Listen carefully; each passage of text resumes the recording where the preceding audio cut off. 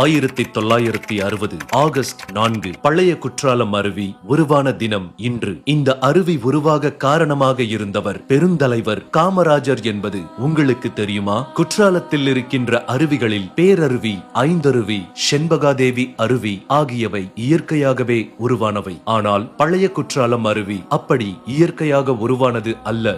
1960க்கு முன்பு இந்த அருவி குளிப்பதற்கு ஏற்றதாக இல்லாமல் சுமார் 200 அடி உயரத்திலிருந்து செங்குத்தாக ஆக்ரோஷமாக விழுந்து கொண்டிருந்தது. அப்போதைய முதலமைச்சராக இருந்த பெருந்தலைவர் காமராஜர் அவர்கள் ஒரு முறை பழைய குற்றால அருவியை பார்க்க வந்திருந்தார். இந்த அருவியை மக்கள் பயன்படுத்தும்படி செய்ய முடியாதா என அருகிலிருந்த பொறியாளர்களிடம் கேட்டார். பின்பு அவரே தண்ணீர் விழாத காலத்தில் மலையை படிக்கட்டுகள் போன்று செதுக்கிவிடுங்கள், இதனால் தண்ணீர் செங்குத்தாக விழாமல் ஒவ்வொரு தடுப்பிலும் விழுந்து வேகம் குறைந்து கடைசியில் மக்கள் தலையில் விழும்போது பூவாளி தண்ணீர் போல விழும் என்றார். அவர் சொன்னது போலவே மலையை செதுக்கி முடித்த பின்பு மக்கள் குளிக்கும் வகையில் அழகான நீர்வீழ்ச்சியாக உருமாறியது பழைய குற்றாலம் அருவி. 1960 ஆகஸ்ட் 4 அப்போதைய முதலமைச்சர் பெருந்தலைவர் காமராஜர் அவர்களால் பழைய குற்றால அருவி திறந்து வைக்கப்பட்டது. இதற்கான கல்வெட்டு பழைய குற்றாலத்தில் இருக்கிறது.